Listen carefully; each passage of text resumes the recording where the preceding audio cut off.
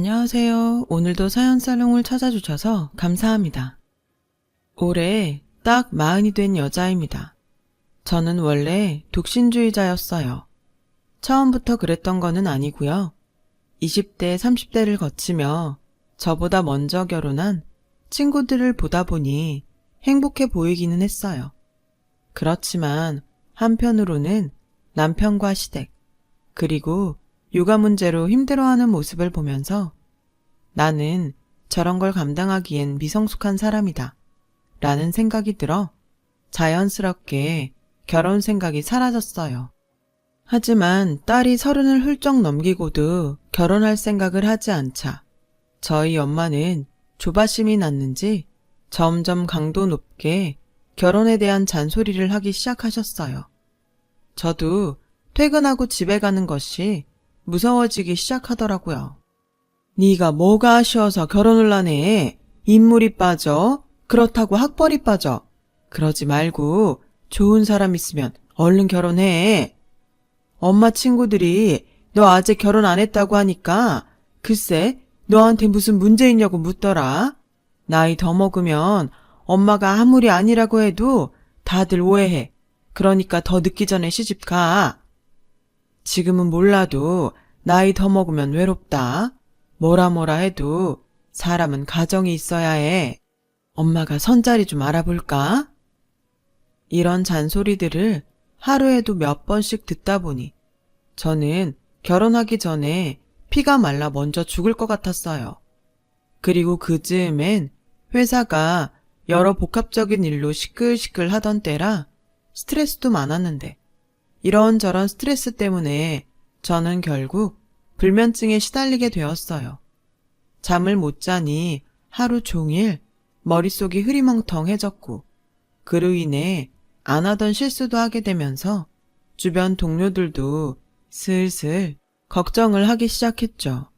제 스스로도 이렇게 계속되면 안 되겠다는 생각을 할 즈음엔 자기 병원을 좀 가봐.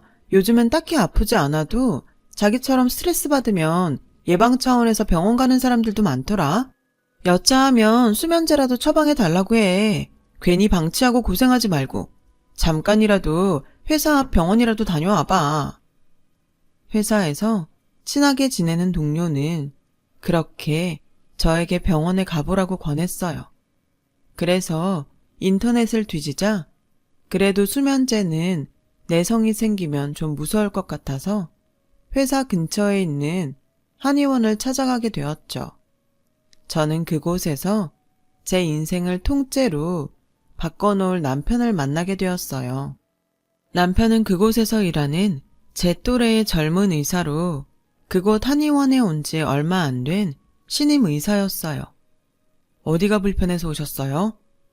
어디가 아픈 건 아닌데 요즘 잠을 못 자요. 아무래도 스트레스 때문 같은데. 오래됐어요? 네, 좀 됐어요. 잠을 못 자서 그런지 집중력도 떨어지고 기억력도 예전 같지 않은 것 같거든요. 큰일이네요. 잠깐 손 좀 주세요. 남편은 그렇게 제 손목에 맥을 짚었어요. 그리고 스트레스에 좋은 차라며 자기 전에 따뜻하게 먹고 핸드폰이나 TV 같은 건 멀리하라고 일러줬어요. 그렇게 한 주, 두 주가 흘렀고 저는 별 차도가 없어 차라리 수면제를 처방해주는 병원으로 옮길까 하다가 마지막이다 하는 생각으로 한의원에 갔어요. 뭐가 문제인지 시키는 대로 했는데도 잠이 안 와요. 역시 스트레스 자체가 문제인 것 같아요. 그래서 수면제 같은 걸 좀 처방받고 싶은데 한의원에도 수면제 같은 약이 있나요? 아, 수면제요? 가급적이면 약은 드시지 않는 게 좋은데 잠시만요. 이건 원래 환자분한테 드리지 않는 건데 현정 씨는 꼭 필요할 것 같으니 제가 특별히 드릴게요. 그렇게 남편은 종이에 무언가를 적더니 저에게 건네줬어요. 저는 무슨 약 이름이라도 적어줬나 하고 건네받은 종이를 봤는데 그 종이엔 웬 모르는 전화번호가 적혀 있었어요. 이게 뭐예요? 제 핸드폰 번호요. 밤에 잠 안 올 때 저한테 전화하세요. 저는 황당해서 한동안 남편 얼굴만 멍하니 쳐다봤어요. 병을 치료해달라고 했더니 작업을 하는 거야 뭐야? 라는 불쾌한 생각이 들었거든요. 저는 얼굴 가득 불쾌하다는 표정으로 자리에서 일어났어요. 그러자 남편은 저에게 이렇게 말했어요. 사심은 절대 없으니까 오해는 하지 말고요. 약보다는 대화가 마음을 안정시켜주니까 딱 3일만 저랑 자기 전에 통화해봐요. 3일이 지나도 소용없으면 그땐 진짜 수면제 처방해 줄게요. 근데 아마 그럴 일은 없을 거예요. 저는 너무 호언장담하는 남편의 말에 얼떨결에 전화번호를 받아들고 나왔어요. 하지만 제가 전화를 제 손으로 거는 일은 없을 거라고 생각했죠. 그런데 이상하게도 다시 회사에 들어와 오후 근무를 하는데 무슨 이유인지 하루 종일 남편의 말이 머릿속에 동동 떠다녔어요. 그래서인지 아이러니하게도 그날 오후 근무는 다른 날보다 딴 생각을 하느라 그랬는지 회사 스트레스를 덜 받았어요. 퇴근해서 집에 오니 엄마는 딸이 수면장애가 있는 것도 모른 채 기다렸다는 듯 저를 붙잡고 선짜리라며 핸드폰에 어떤 남자 사진을 보여주셨어요. 보여주는데 안 볼 수도 없고 저는 엄마가 준 핸드폰으로 맞선 남의 사진을 확인했고 이런 말 참 미안하지만 딱 아저씨 같은 인상의 사진에 저는 저절로 눈살을 찌푸렸어요. 겉모습 말고 사람을 봐야지. 이래봬도 이 남자 7급 공무원이야. 3남매 중에 막내라. 너 그렇게 힘들지도 않을 거고. 어떻게 이번 주에 약속 잡을까? 저는 서둘러 이번 주는 바쁘고 선약도 있어 힘들다고 다음 주에 보겠다고 말했어요. 물론 다음 주도 내키지 않았지만 이거라도 하지 않으면 또 들들 볶일 거라는 걸 너무 잘 알기에 일단은 임시방편으로 다음 주로 약속을 밀어놨는데 이건 또 무슨 핑계로 어떻게 거절을 해야 할지 벌써부터 골치가 아팠어요. 그리고 오늘은 정말이지 기절한 듯 푹 자고 싶다고 생각해 한의원에서 준 차를 마시고 침대에 누웠는데 남편이 준 전화번호가 외워졌는지 계속 번호가 머릿속에서 맴돌더라고요. 저는 저도 모르게 그래 딱 3일인데 전화해보지 뭐. 분명히 이것도 소용없으면 수면제 준다고 했잖아. 제 스스로와 타협을 했고 눈 딱 감고 핸드폰에 이미 외운 남편의 전화번호를 찍었어요. 여보세요? 현정씨예요? 네, 그냥 속는 셈 치고 3일만 믿어보려고요. 잘 생각했어요. 그럼 우리 무슨 얘기부터 할까요? 아, 현정씨는 뭐 할 때 가장 행복해요? 행복이라. 참 오랜만에 듣는 단어였어요. 저는 낯선 이 질문에 답을 하기 위해 생각을 하기 시작했고 그 순간 어떻게 표현해야 할지 모르겠지만 이상한 예감이 들었어요. 정말 밑도 끝도 없이 어쩐지 이 전화가 3일 만에 끝나지 않을 것 같다는 예감 비슷한 느낌이었죠. 그리고 그날 저는 참 오랜만에 웃고 떠들다 거짓말처럼 기분 좋게 잠이 들었어요. 다음 날 또 밤에 통화할 생각에 전에 없던 콧노래를 부르고 있는 저를 발견했어요. 회사에서도 전에 없던 제 모습에 무슨 좋은 일이라도 있냐며 궁금해하기도 했고요. 그렇게 통화는 벌써 마지막 3번째 밤이 되었고 저는 내심 아쉬웠지만 차마 앞으로 이렇게 통화하자고는 말하지 못했어요.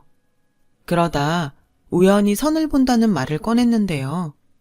현정 씨는 그 선자리 나가고 싶지 않은가 봐요.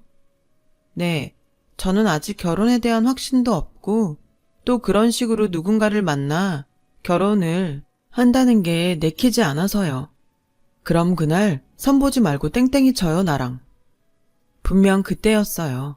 이런 표현 너무 유치한데 심장이 쿵 하고 떨어지는 것 같더니 미친 듯이 뛰었어요. 어찌나 쿵쾅쿵쾅 뛰던지 롤러코스터를 타고 있는 듯 어지럽기까지 하더라고요. 저는 그렇게 남편과 만나기 위해 맞선 자리를 거절하고 남편과 첫 데이트를 했어요. 사심은 절대 없다고 하더니 그날을 계기로 저희는 매일 밤 통화를 하는 연인 사이가 되었죠. 저희 집에서도 허우대 멀쩡하고 직업도 좋은 남편을 대환영했고 2년 연애 끝에 슬슬 결혼 이야기가 나오기 시작했습니다. 남편의 어머니, 즉 제 시어머니는 저를 보기도 전부터 내 아들 한의사인데 그런 별 볼 일 없는 애한테 내가 내 아들을 주겠니? 난 이 결혼 절대 못 시켜! 라며 반대를 하셨어요. 결혼도 하기 전에 저를 싫어하는 시어머니를 감당할 자신이 없어서 결혼을 포기하려고 했죠. 하지만 남편이 절대 그럴 수는 없다며 무작정 연을 끊고 살겠다고 집을 나왔고 보름 만에 시어머니가 정말로 자기 아들이 자기와 연을 끊고 저와 결혼할까봐 내키지 않는 결혼을 울며 겨자 먹기로 허락하셨어요. 저희는 부부가 될 수 있었죠. 시작이 이렇다 보니 앞으로 시어머니와 잘 지낼 수 있을지 걱정만 됐었어요. 제 예상대로 시어머니는 저를 철저하게 외면하며 없는 사람 취급을 하시더라고요. 그래도 그때까지는 견딜만 했어요. 가까이는 살아도 분가해서 따로 살고 있었고 저한테 직접적으로 피해를 주거나 부당한 일을 강요하지 않으셨으니까요. 그런데 그런 마음도 잠시. 시어머니는 당신 아들이 저한테 그리고 저희 친정집에 무언가 조금이라도 신경 쓰는 눈치를 보이면 그때부터는 저를 없는 사람이 아니라 일부러 찾아오시거나 전화를 거셔서 이러시더라고요. 너도 참 염치가 없다. 어디서 굴러먹던 꼬리 앞게 달린 여우처럼 생긴 게 남의 귀한 아들 거저 얻었으면 그냥 엎어져서 감사합니다 하고 살 것이지 감히 내 아들한테 대접을 받으려고 들어? 웃기지도 않아 정말. 니네 집도 똑같아. 거지 근성인지 뭔지. 하기사 그 피가 어디로 가겠어? 저는 살면서 처음 받는 막말과 하대에 점점 한계를 느꼈고 그 스트레스는 또 다시 불면증과 남편을 향한 짜증으로 폭발했어요. 그럴 때마다 남편은 내가 대신 사과할게. 정말 미안해. 마음 좀 풀어. 라고 대신 사과했고 이게 또 남편 잘못이 아니라는 것을 너무 잘 알기에 이러지도 저러지도 못하는 짜증스러운 날이 길어졌어요. 특히 시어머니는 걸핏하면 저희 친정집을 돈이 없다, 별 볼 일 없다 등 함부로 말씀하셨죠. 그건 정말 자식된 입장에서 참기가 너무 힘들더라고요. 시어머니는 동네에서 제법 규모가 있고 장사가 잘 되는 국밥집을 운영하고 계세요. 24시간 운영하는 가게는 직원들이 3교대로 돌아가며 일을 하고 있고 저희 시어머니는 가끔 가게를 나갈 뿐 장사에는 이미 손을 뗀 지 오래신데 그간 벌어놓은 돈이 제법 있어서 그렇게 주변 사람들한테 있는 척을 하고 다니셨어요. 그에 반해 저희 친정집은 아버지가 퇴임을 앞둔 선생님이시고 어머니는 평범한 가정주부신데 두 분 다 절약과 검소함을 미덕으로 여기셔서 새 옷을 사는 일은 거의 없으셨어요. 그러니 비싸고 화려한 명품만 좋아하시는 시어머니 눈엔 저희 부모님은 자신보다 훨씬 뭐가 없다고 생각하셨을 테고 결혼할 때도 제가 나이가 적지 않으니 일부러 집에 도움을 받지 않았는데 시어머니는 이 모든 것이 저희 집에 돈이 없어 그런 걸로 생각하셨어요. 그래서 저와 저희 부모님을 어떻게든 잘난 당신 아들을 잡기 위해 얼굴에 철판을 깔았다며 저희 집에 대해 이런저런 없는 말을 함부로 하시는데 사실 검소하신 것뿐 저희 친정집이 그렇게 없는 집은 아니에요. 그렇다고 유치하게 시어머니에게 저희 부모님 그 흔한 대출도 없고 은행에 저축해 놓은 돈도 많은 현금 부자예요. 라고 말할 수도 없는 노릇이라 정말 미치겠더라고요. 그중에 정말 못 봐주겠는 건 은근 당신이 가게 사장이라는 걸 말버릇처럼 하시는 거였는데 결국 넘지 말아야 할 선을 시어머니가 넘고 마셨어요. 어느 날 막무가내로 저희 집에 와서는 얘, 니네 엄마 집에서 노시지? 마침 우리 가게에 일손이 좀 부족해서 니네 엄마가 딱 생각이 나잖아. 그 나이에 어디 나가서 취직하기도 힘들고 나와서 돈이라도 버시라고 해라. 내가 특별히 월급 많이 드린다고 해. 엄니, 저희 엄마 일 안 하셔도 사는데 지장 없으세요. 그냥 마음만 받을게요. 어머, 얘 말하는 것 좀 봐. 내가 모처럼 사돈 생각해서 덕을 좀 베풀까 하는데 뭐? 마음만 받아? 이러니 딸 자식 시집가면 남이라고 하는 거야. 넌 내 아들이랑 잘 먹고 잘 살면서 어떻게 니네 집 신경을 안 쓰니? 나는 딱 봐도 알겠던데. 그러지 말고 다음 주부터 식당에 나오시라 그래. 원래는 내가 직접 가게 나가는 일이 없는데 그래도 명색의 사돈이니 내가 그날은 특별히 나가서 다른 직원들한테 얘기도 좀 해놓고 할 테니까. 저는 단번에 알았어요. 당신 가게에 저희 엄마를 채용해놓고 당신 아랫사람으로 부려먹고 대놓고 무시하려고 일부러 저한테 생고집을 부린다는 것을요. 저는 못돼 먹은 시어머니의 심보를 알기에 극구 저희 엄마 일 안 해도 괜찮다고 아빠가 엄마 일하는 거 좋아하지 않는다고 말하며 제 선에서 거절했죠. 사실 저도 참 유치한데 시어머니의 아킬레스건이 남편 없는 여자거든요. 그래서 일부러 친정아빠 이야기를 꺼냈어요. 그러자 약이 바짝 오른 시어머니는 제가 당신 성의를 무시한다며 흐르지도 않는 눈물을 억지로 짜내며 통곡하셨고 하필 그 모습을 저한테 김치를 담가 가져온 엄마가 보시고 말았어요. 어머, 사부인 무슨 일 있으세요? 예, 집에 무슨 일 있니? 저희 엄마는 아무것도 모른 채 걱정이 가득한 얼굴로 저희 시어머니를 부축하셨죠. 그 순간에도 저희 시어머니는 엄마가 입고 온 옷과 가방을 보며 얼굴을 찌푸리셨는데 저는 이 거지 같은 상황에 할 말을 잃어 일단은 시어머니를 돌려보내려고 애를 썼어요. 너 꼭 말씀드려라. 다음 주야. 저한테 그렇게 신신당부를 한 시어머니는 그 길로 친구들과 골프 약속이 있으시다며 택시를 잡아 타고 가셨어요. 저는 낮게 한숨을 쉬며 엄마가 가지고 온 김치를 받아들고 정리하려고 하는데 엄마도 눈치가 백단이라 단번에 저에게 고민거리가 있다는 것을 알아채셨어요. 말을 해봐. 무슨 일인데 그래? 아니야. 일은 무슨. 아무 일도 없어. 혹시 시어머니가 시집살이 시키니? 아니. 엄만 네 얼굴만 봐도 알아. 너 계속 그렇게 말 안 하면 내가 직접 네 시어머니한테 물어본다. 저는 엄마의 말에 화들짝 놀라 절대 그러면 안 된다고 설레발을 쳤고 어쩔 수 없이 엄마에게 그간 시어머니와 있었던 이야기를 모두 했어요. 조금 전 어이없는 그 일까지도요. 어머, 네 시어머니 정말 웃긴다. 사람을 뭘로 보고? 그러게 연세를 어디로 잡수셨는지. 근데 엄마 신경 쓰지 마. 김서방도 알아? 알아. 오늘 일은 내가 아직 말 안 해서 모르겠지만 김서방은 맨날 나한테 자기 엄마 대신 사과해. 요즘은 사랑한다는 말보다 미안하다는 말을 더 많이 하는 것 같다니까.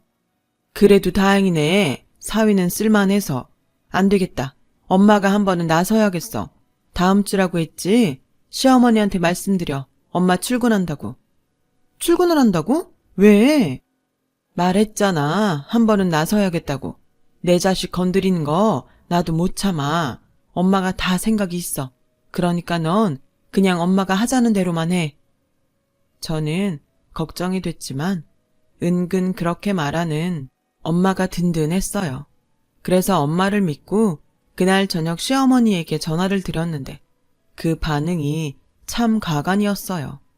거봐라, 니네 엄마도 엄청 좋아하시지? 세상엔 돈 싫다는 사람은 없어. 게다가 너네 같은 없는 집은 더하지. 알겠다. 위치는 알고 계시지? 저는 좋아 죽는 시어머니와 전화를 끊고 뿌린 대로 거둔다고 시어머니가 정말로 된통 당했으면 좋겠다는 생각을 했어요. 하지만 차마 남편에게 이런 저의 속마음을 내보일 순 없었어요. 남편도 중간에서 나름으로 스트레스라는 걸 저도 알고 있으니까요. 그리고 디데이인 엄마의 출근 날이 되었어요. 저는 걱정스러운 마음에 미리 시어머니 가게 근처에 있는 편의점에 일찍이 자리를 잡고 앉아서 엄마를 기다렸는데요. 혹여 시어머니가 저희 엄마에게 직접적으로 부당한 말이나 행동을 하면 그땐 정말 앞뒤 생각하지 않고 가게로 쳐들어갈 심상이었거든요. 그렇게 가게 쪽을 한참 보고 있었어요. 택시 한 대가 서더니 엄청 신경 쓰고 나온 듯 명품으로 온몸을 휘감은 시어머니가 내리더라고요. 곧이어 그 뒤를 어떤 고급스러운 벤츠가 어머님 가게 앞에 섰어요. 어머, 벤츠면 다야? 어디 몰상식하게 남의 가게 입구에 차를 세워? 시어머니는 잔뜩 성인한 얼굴로 편의점에 앉아있는 저에게도 들릴 만큼 큰 소리를 내셨어요. 그러자 믿을 수 없는 일이 벌어졌는데요. 그 벤츠에서 내린 사람이 저희 엄마였다는 거예요. 게다가 무슨 일인지 저희 엄마도 온 몸에, 아니 가지고 있는 작은 액세서리까지 명품으로 치장을 하셨는데 저 사람이 정말로 저희 엄마가 맞나? 딸인 저도 몰라보겠더라고요. 딸인 제가 이 정도인데 시어머니는 생각도 하지 못한 일에 놀라셔서 벌린 입을 제대로 다물지도 못하셨고 저는 이 상황을 더 자세히 보고 싶어 편의점을 나서니 곧 저희 엄마의 목소리가 들렸어요. 어머, 죄송해요. 가게 위치가 이래서 제 차를 세울 데가 없네요. 사돈이세요? 네, 그동안 잘 지내셨죠? 그런데 가게가 생각보다 작네요. 저는 도움이 필요하시다길래 또 엄청 큰 가게인 줄 알고 당연히 주차장이 있을 거라고 생각했지 뭐예요. 그래서 오랜만에 차도 가지고 나왔는데 미안하지만 잠깐 여기에 세울게요. 아, 입구에서만 좀 떨어뜨려 놓으면 되죠? 네, 뭐 그래요. 비싼 차 누가 긁으면 안 되니까. 역시 이해해 주실 줄 알았어요. 근데 제가 또 비위가 좀 많이 약해서요. 안에 들어가서 위생 상태 좀 봐도 되죠? 제가 일할 수도 있는 곳인데 어떤가 한번 봐야 될 것 같아서요.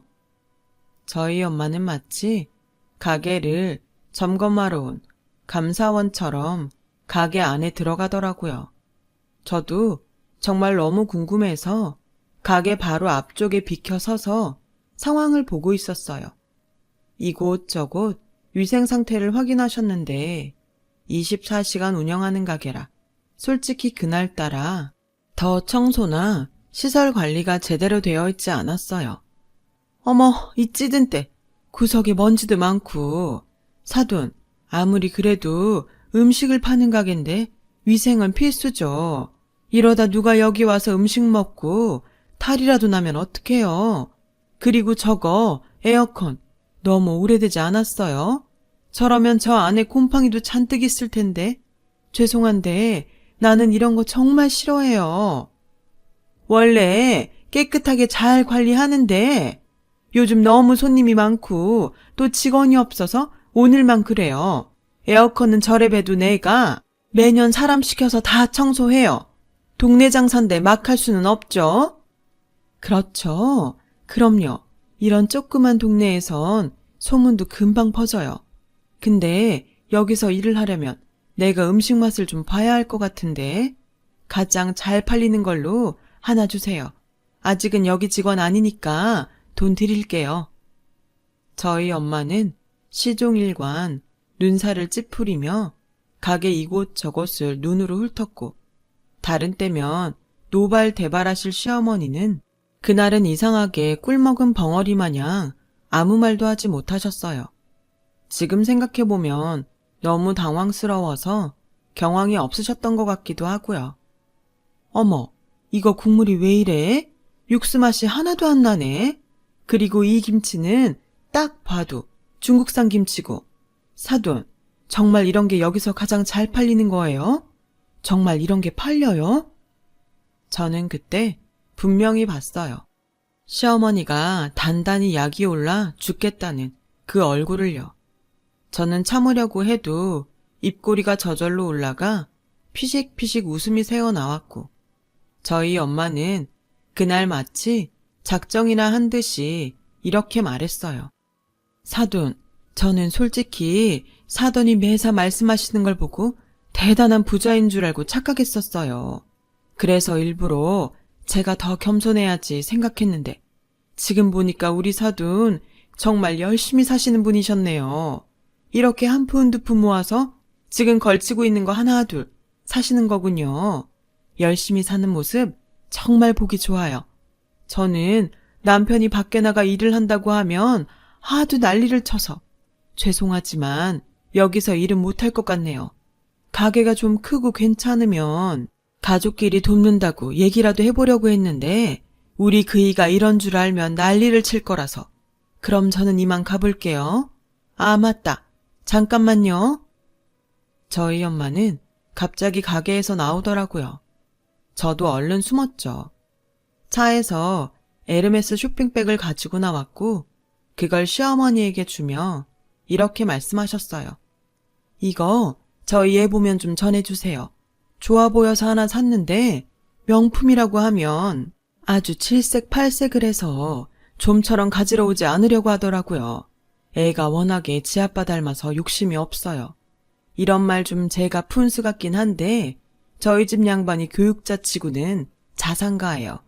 그래서 저희 집은 저 말고는 그렇게 돈 쓸 사람이 없답니다. 그럼 사돈 건강 조심하시고요. 이만. 저희 엄마는 그렇게 저희 시어머니를 우두커니 세워놓고 유유히 벤츠를 끌고 돌아가셨어요. 어찌나 통쾌하던지. 저는 하마터면 소리를 다 지를 뻔했어요. 그리고 저는 그 길로 친정집으로 갔어요. 어떻게 된 일인지 너무 궁금했거든요. 원래 그렇게 돈으로 사람 무시하는 사람들은 똑같이 돈으로 무시해야 가장 열받아. 니네 아빠가 뭐라고 하긴 했지만 앞으로 그 집에서 계속 살 자식 문제인데 돈이 대수야. 그리고 솔직히 안 써서 그렇지 우리가 없는 사람도 아니고. 그래서 이번에 처음이자 마지막으로 엄마도 한번 크게 써봤다. 아니 그래도 그렇지 여태 살면서 쓴 돈보다 더 많은 것 같은데? 얘는 너 키우면서 쓴 돈이 더 많아. 애 하나 키우려면 돈이며 정성이며 얼마나 많이 들어가는 줄 알아? 그렇게 그냥 돈만 쓰는 건 쉽지. 그래서 이런 건 값어치가 없어. 난 그 비싼 차보다 네가 더 비싸다. 넌 엄마 아빠한테 가장 비싸고 소중한 명품 중에 명품이야. 엄마 아빠표 리미테이션. 저는 엄마의 말과 사랑에 크게 감동받았어요. 사람이 귀하지 돈이 귀한 게 아니잖아요. 그리고 그날 저녁 엄마가 맡겨놓은 에르메스 가방을 가지러 시어머니 댁에 찾아갔고 저는 또 한 번 통쾌함을 맛볼 수 있었어요. 시어머니는 그새를 못 참고 저희 엄마가 맡겨둔 에르메스 가방을 꺼내 거울 앞에서 자신의 가방인 척 사진을 찍고 있다가 저한테 딱 걸렸고 그 순간 도둑이 제발 저린다고 얼굴이 빨개져서는 헛기침을 몇 번이고 하셨어요. 어머니, 그래, 넌 왜 연락도 없이? 아니, 제가 싫다고 했는데 저희 엄마가 그 가방을 어머니한테 맡겼다고 해서요. 그래, 하자가 있을까봐 꺼내서 한번 봤어. 넌 그러고 왜 이 좋은 걸 싫다고 하니? 엄마가 사주시는데. 저는 그런데 돈 쓰는 거 싫어요. 지가 아무리 좋아도 가방이잖아요. 그렇긴 하지. 그럼 너 이거 안 쓸 거니? 아, 혹시 어머니 갖고 싶으세요? 그런데 어쩌죠? 제가 이거 그냥 저희 엄마 쓰라고 했는데. 어머님이 갖고 싶으시면 제가 저희 엄마한테 다시 말해볼까요? 아니, 됐다. 나도 뭐 이 정도는 살 수 있어. 그냥 네가 안 쓰면 아까우니까 나라도 쓸까 했지. 그리고 난 원래 이 브랜드 안 좋아해. 아, 그러시구나. 하기사 어머니는 애뚜로 좋아하시죠. 보면 거기 물건이 많으시던데. 그날 이후 저희 시어머니는 저희 친정집 무시하던 말버릇을 단번에 고치셨어요. 그리고 가끔 도대체 니네 집에 돈이 얼마나 있냐고 물으시는 날도 있는데 저는 그럴 때마다 정확히 알 수 없을 만큼이라며 대답해드려요. 뭐 진짜로 정확히는 모르기도 하고요. 그냥 두 분이 행복하게 사실 수 있는 만큼은 가지고 계신다고 알고 있고 저 역시도 나중에 저희 부모님처럼 많은 돈을 쫓기보다 저희가 행복할 수 있는 딱 그 정도만 있으면 좋겠다고 생각해요. 이렇게 저는 저희 엄마 덕에 요즘은 마음고생 없이 잠도 잘 자며 전에 느끼지 못한 행복한 신혼생활을 보내고 있어요. 비록 늦은 나이에 만난 남편이지만 얼마 전 아이도 생겼고 앞으로 더 행복할 미래를 꿈꾸고 있답니다. 이젠 정말 가끔 특별한 날이면 시어머니를 뵙는데요. 한참 어린 저지만 저는 시어머니가 이제라도 돈이 아닌 진짜 행복과 즐거움을 쫓으셨으면 좋겠어요. 그렇다면 저희 고부도 지금보다는 더욱 가깝게 지낼 수 있겠죠. 지금까지 저의 이야기를 들어주셔서 감사합니다. 건강하고 행복한 날들 되시길 기도하겠습니다. 여러분, 사연 댓글에 응원과 현명한 조언 부탁드려요. 좋아요와 구독은 저에게 큰 힘이 됩니다. 오늘도 좋은 일 가득하세요.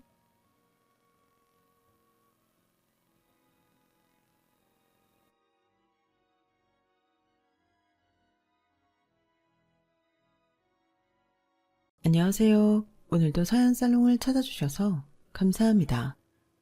저는 서울에 사는 30대 초반의 돌싱 여성이에요. 이혼한 건 6개월쯤 됐는데요. 결혼 생활도 길지 않았어요.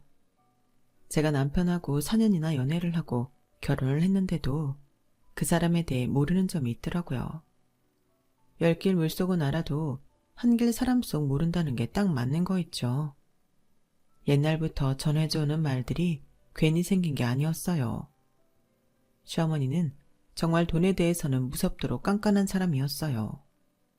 결혼 전부터도 자기네가 돈을 더 쓸까봐 어찌나 신경을 썼는지 몰라요. 예, 집을 네가 살던 데에서 한다고 해서 가전제품이니 가구니 그런 거 우리 명의 돈으로만 하는 건 아니지? 집이야 원래 있던 거니 돈 들어간 거 아닌 거고 앞으로 같이 쓸 물건들은 둘이 똑같이 돈을 내는 게 맞지 않겠니? 니들 결혼에 들어가는 것도 꼭 반반씩 해야 한다. 신혼여행 비용도 마찬가지야. 그래야 나중에 뒤탈이 없어. 결혼하기 전부터 너무 따지시는 시어머니가 피곤하기도 했지만 돈 문제는 깔끔해서 나쁠 거 없다고 좋게 생각했었죠. 그런데 결혼하고 나니 시어머니 말이 달라지는 게 있더라고요.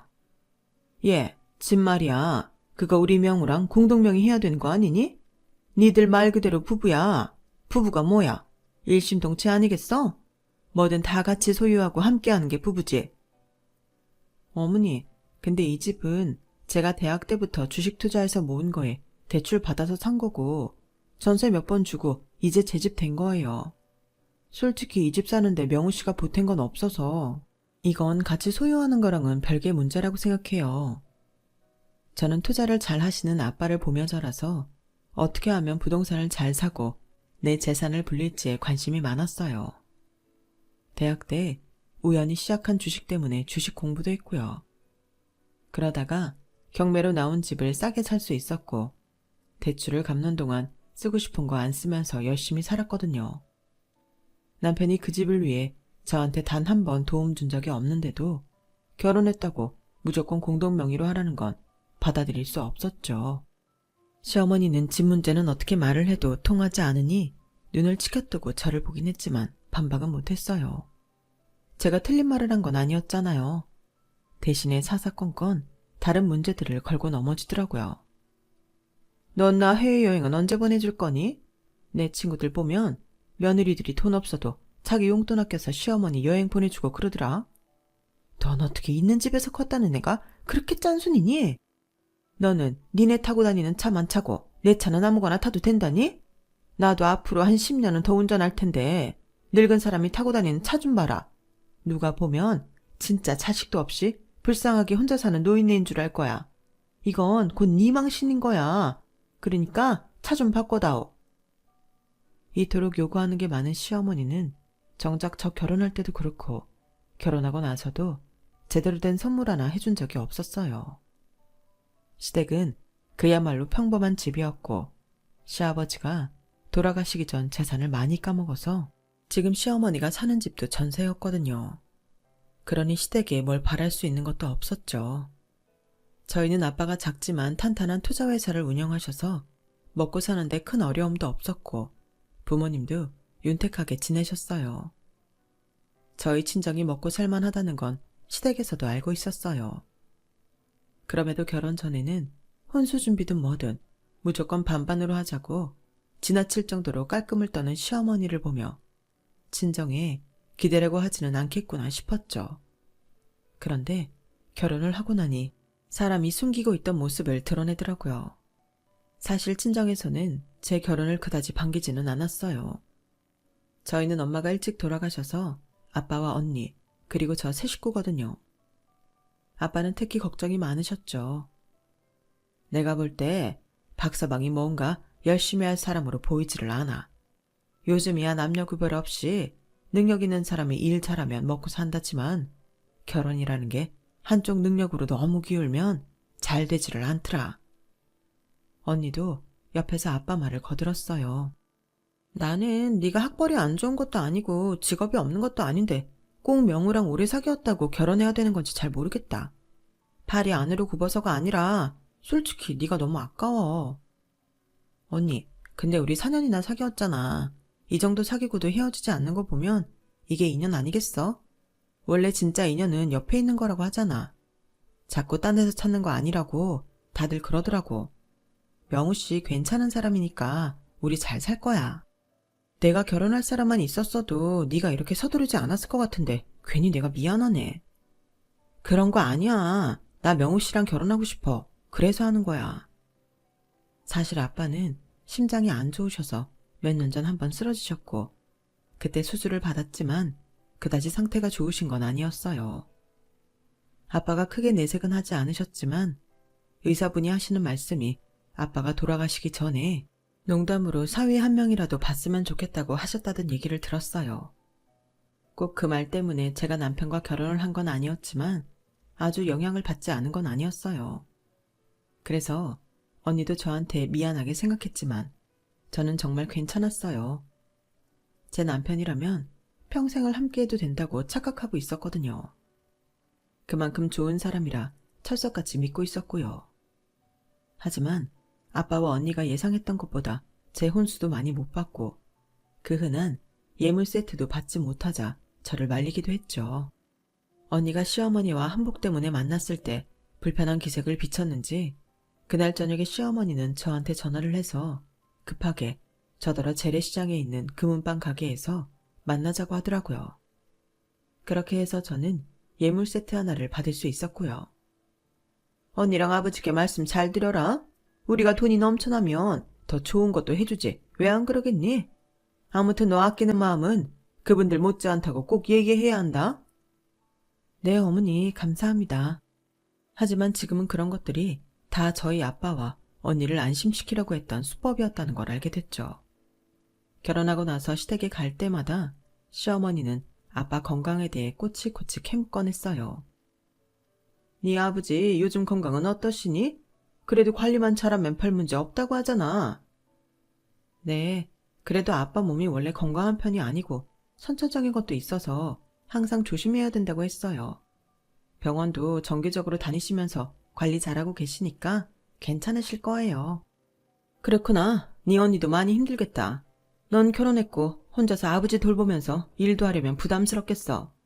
그 회사 일은 언니가 전적으로 들어서서 하고 있는 거야? 언니가 아빠 회사에서 일하는 건 맞는데요. 다른 이사님도 계시니까요. 회사라는 게 한 사람이 해서 돌아가는 게 아니잖아요. 그렇긴 하지. 그래도 혹시 모르니 너희 언니 힘들 것 같으면 너라도 회사 들어가는 게 좋을 거다. 그런 건 서로 도와야지. 라며 저한테도 아빠 회사 일을 하라고 하는데 저는 그게 아빠를 생각해줘서 하는 말인 줄로만 알았어요. 결혼 초부터 친정일로 신경 쓰이게 해드리는 게 죄송했고 저희 가족을 생각해 주시는 게 감사해서 갈 때마다 항상 백화점에서 과일도 사가고 굴비나 한우 같은 것들도 많이 선물했죠. 아빠는 제가 결혼하고 석 달까지 정도는 계속 괜찮은 상태를 유지하셨고 전보다 더 활동도 많이 하셔서 조금 안심하고 있었어요. 그런데 비 오는 날 어떻게 혼자 밖에 나가셨다가 우산도 없이 비를 맞고 집에 오셨다고 해요. 그때부터 아빠는 기침을 심하게 하더니 결국 폐렴 판정을 받으셨죠. 폐렴은 병원에 며칠 입원해서 낫기는 했는데 그 일을 기점으로 아빠의 몸은 점점 더 쇠약해졌고 심장도 덩달아 안 좋아졌어요. 결국 폐렴이 완치되어 퇴원하셨던 아빠는 일주일 후에 다시 병원에 입원하셨고 저와 언니는 담당 의사로부터 이제는 어떻게 될지 모르겠다는 말을 전해 듣게 되었어요. 아빠도 어느 정도 짐작을 하셨는지 그때부터 자꾸 변호사를 부르시더라고요. 아빠가 주변 정리를 하려는 게 보여서 저는 너무 심란했어요.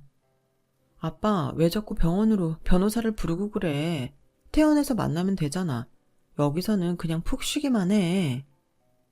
왜? 여기 변호사 오는 게 싫으냐? 그래도 아빠가 해야 할 일은 해야지. 아빠가 자꾸 곧 어디 가버릴 것처럼 보여서 그렇지.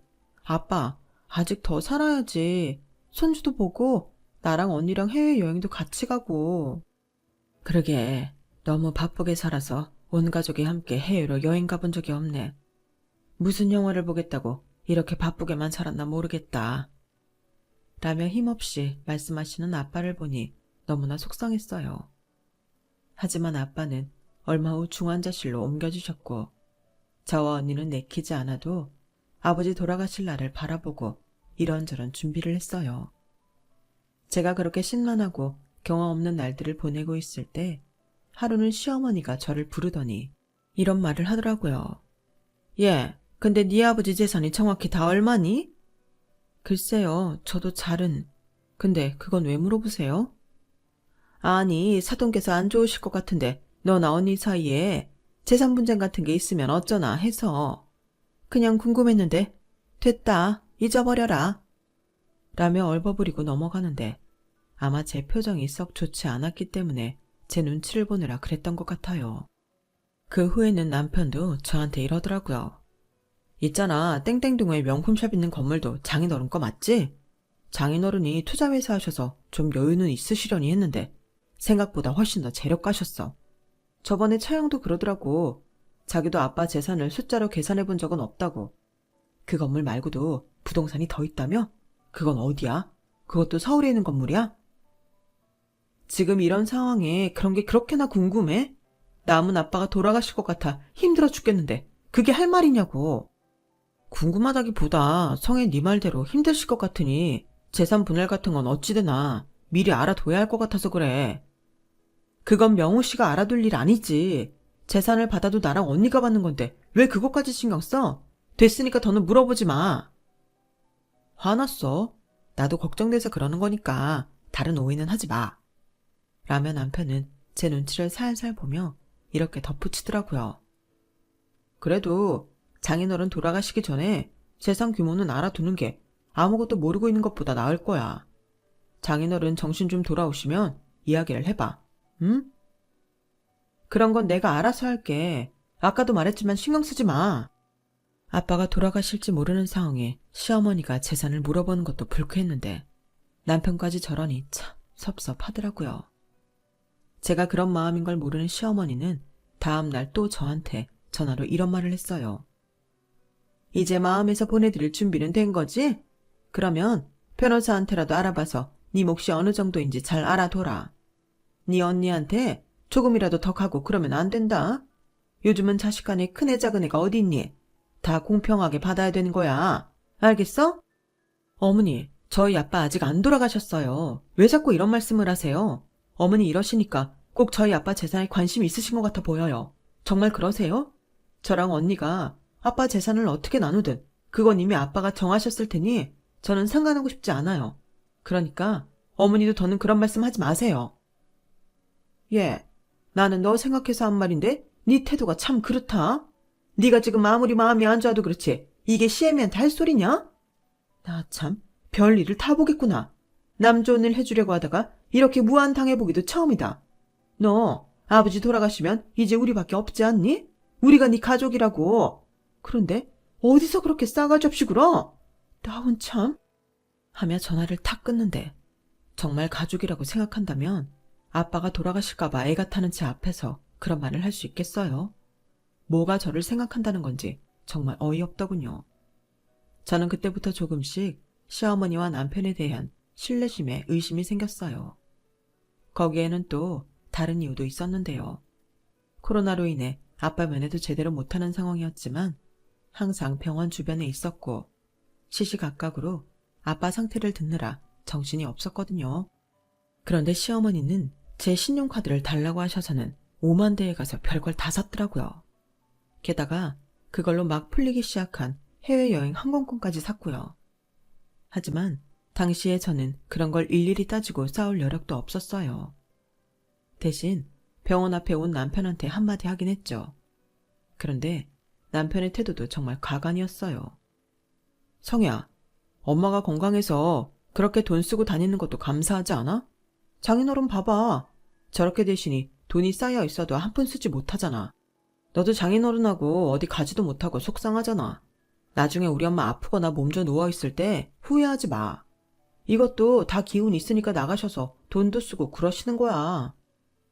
그러면 명우씨 카드로 해야지. 왜 내 카드로 그러는 건데? 안 그래도 아빠 병원비에 이것저것 신경 쓸 거 많은데 굳이 내 카드를 달라고 하셔서 저러고 다니시는 게 내 생각해 주시는 건가? 명우씨, 엄마 그렇게 끔찍하게 생각하면 명우씨 카드 드려. 전에 그러시는데 차도 바꾸고 싶다고 하시더라. 차도 바꿔드리고. 야, 솔직히 엄마가 그 나이에 차가 참 그렇잖아. 나도 너만큼 능력되면 벌써 바꿔주고도 남았어. 엄마가 그런 말씀 하셨으면 바로 바꿔드리지. 여태 뭐 했어? 훅힌다. 그러는 명우 씨는 우리 아빠한테 뭘 해줬는데? 결혼 전에는 우리 아빠한테 엄청 잘할 것처럼 말했잖아. 명우 씨 지금 말하는 거 보면 말이야. 내 돈 우리 아빠 돈 쓰는 거 되게 당연하게 여기는 것 같아. 뭐 내가 아주 그 집 ATM 기기 된 것 같다고. 이러려고 한 결혼이 아닌데 진짜 확 이혼해버릴까 봐. 라며 성질을 버럭내자 남편은 아차 싶었는지 입을 딱 다물었어요. 그리고 그때부터는 제 눈치를 보기 시작했고 시어머니도 더 이상 제 카드도 쓰지 않았고 재산 어쩌고 하는 말도 제 앞에서는 꺼내지 않았고요. 저와 언니는 어떻게든 아빠가 다시 일반 병실로 돌아오기만을 바라며 하루하루 피말리는 시간을 보냈어요. 하지만 저희의 바람과는 다르게 아빠는 얼마 후 돌아가시고 말았죠. 그래도 마지막에 저와 언니가 함께 중환자실에 들어가 아빠 숨을 거두는 순간을 본 게 위안이 되긴 해요. 아빠가 마지막 가시는 걸 보지 못했으면 큰 한이 됐을 것 같아요. 엄마가 돌아가시고서 아빠 혼자 저와 언니를 위해 많은 걸 희생하셨던 걸 생각하면 눈물이 절로 나왔어요. 언니 역시 마찬가지 심정이었기에 저와 언니는 서로 부둥켜 안고서 얼마나 울었는지 몰라요. 아빠가 돌아가시고 장례를 다 치르고 나니 현실적으로 처리해야 할 문제들이 정말 많더라고요. 물론 변호사와 회사 이사님이 저와 언니를 많이 도와주시긴 했지만 이제 이 세상의 피부치가 딱 언니와 저 둘뿐이라는 사실이 문득문득 제 마음을 많이 무겁게 하더라고요.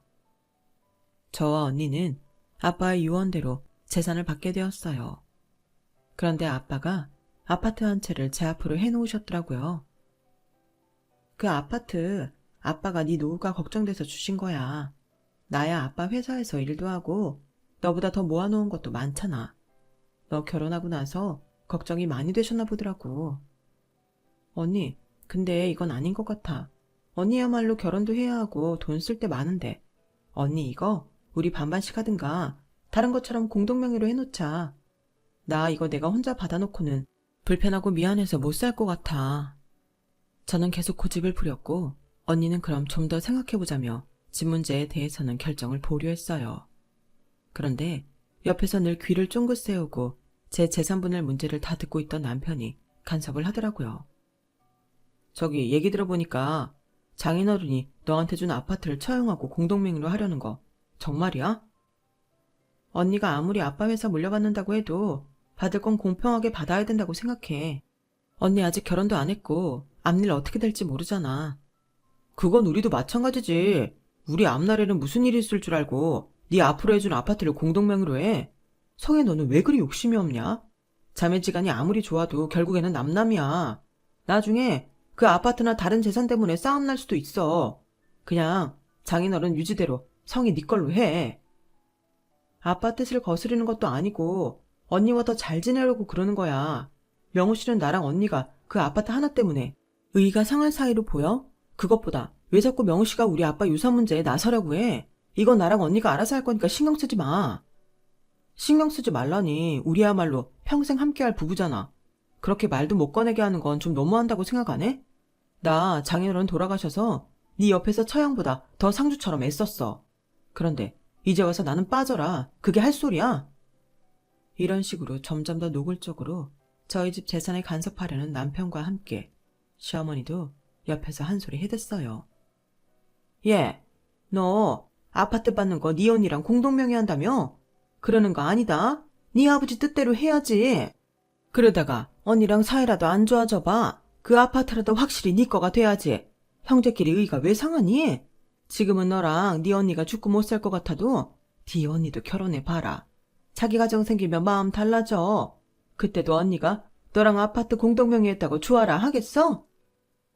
저희 언니가 저보다 돈 많으면 많았지 그것 가지고 의상할 사람 아니에요. 아니, 그러면 더더욱 이해가 안 된다. 왜 너보다 돈이 많은 언니랑 그 아파트를 나누려고 하니? 너 진짜 이상하다. 저는 아빠의 체온이 넘은 걸 언니랑 좀 더 오래 함께하고 싶은 건데 그런 제 마음은 아랑곳하지 않고 제가 받을 재산을 자기들 것처럼 왈가왈부하는 시어머니와 남편한테 점점 정이 떨어지기 시작했어요. 명우 씨한테도 말했지만 이 문제는 저랑 언니가 알아서 할 문제예요. 저랑 언니 아파트 하나 갖고 문제 안 생기니 걱정 마세요. 너 지금이라도 내 말 듣는 게 좋을 거다. 네 몫은 네가 알아서 챙겨야 되는 거야. 일단 여기까지만 말하마. 그렇게 그날 이야기는 마무리가 됐기 때문에 저도 더는 남편과 시어머니한테 얼굴 붉히지 않았어요. 하지만 남편은 그 뒤로도 변호사랑 제가 무슨 얘기를 하는지 통화를 엿듣기도 했고 제가 얼마나 받는지 일일이 확인하려고 들었어요. 명우 씨, 나는 지금 이 재산 갖게 된 것보다 아빠 돌아가시게 더 슬픈데 명우 씨는 너무 돈에만 관심이 있는 게 보여. 나처럼 슬퍼할 수는 없겠지만 티를 좀 내지 말았으면 좋겠어. 하지만 남편은 갈수록 더하면 더했지 전혀 수그러지지 않았어요. 내가 그러지 않길 바라면 네가 먼저 알아서 잘하면 되잖아. 엄마 차 바꿔드리자. 해외여행도 보내드리고. 이런 말 하는 걸로 이상한 사람 만들지 말고 살아계신 눈앞에 어머니한테 잘하는 게 장인 어른도 바라시는 일 아니겠어? 내가 남편으로서 이 정도 말도 못하고 살아야겠냐? 아니 그러니까 아빠 재산 물려받았으니 이제 알아서 돈 써달라 그 소리인 거야? 아니 돈 있는 며느리가 있는데 그 정도 바라지도 못해? 그런 우리 엄마가 이상한 거야? 솔직히 당신 재산 받는 거 계산해보면 25억도 더 되더라. 그 정도면 우리 집안 일으킬 수 있게 든든한 백이 돼줄 수 있잖아. 이제 우리 엄마가 성인이 부모인 거야. 자꾸 똑같은 말 하는데 우리 엄마한테 잘하는 게 장인어른도 기뻐하실 일인 거야. 이제 보니까 명우씨, 내 돈으로 효도하고 생색내겠다는 거네? 이거 명우씨 돈 아니야. 아빠가 평생 고생하신 거 나한테 물려주신 거고 나도 이 돈 함부로 쓸 생각 절대 없어.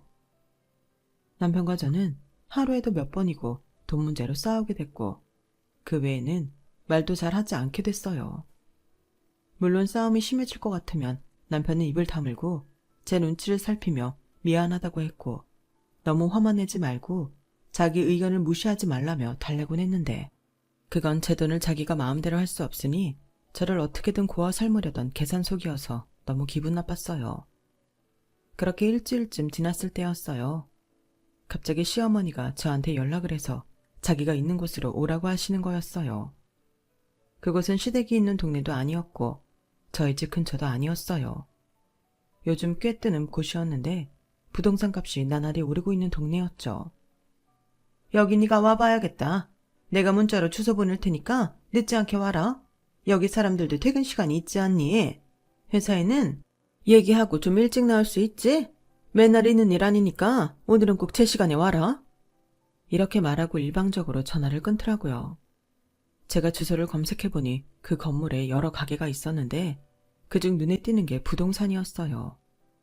아무래도 시어머니가 저를 부동산으로 부른 것 같았고 저는 그다지 좋은 예감이 들지는 않았어요. 아니나 다를까 제 주소가 찍힌 건물 앞에 도착하니 시어머니가 부동산에서 나와 저한테 손짓을 하더라고요. 부동산 사장님은 제가 들어가자 아주 반가워하며 호들갑스럽게 저를 맞이하고는 커피부터 내주더라고요. 저녁이라 커피는 됐고요. 대체 무슨 일로 여기까지 오셨어요? 저는 왜 여기서 보자고 하셨어요? 라며 어머니한테 단도직입적으로 물어봤어요. 예, 여기가 지금 잘 나가는 동네 중에 유일하게 새 잘 나오고 계속 오르고 있는 거 너도 알지? 그런데 여기 진짜 좋은 상가 자리가 나왔다는 거야. 내 친구가 소개한 부동산 사장님인데 이거 진짜 그 친구만 믿고 나한테 그 상가 얼른 잡으라고 연락해 주셨다. 이거 진짜 우리가 운이 트이려나 보다. 시어머니가 입에 침이 마를 새도 없이 너스레를 떨고 나니 이번에는 부동산 사장이 저한테 친한 척 말을 하더라고요. 아우, 며느리가 아주 통이 크셔. 언제고 좋은 상가가 있으면 시어머니 사드린다고 했다면서요.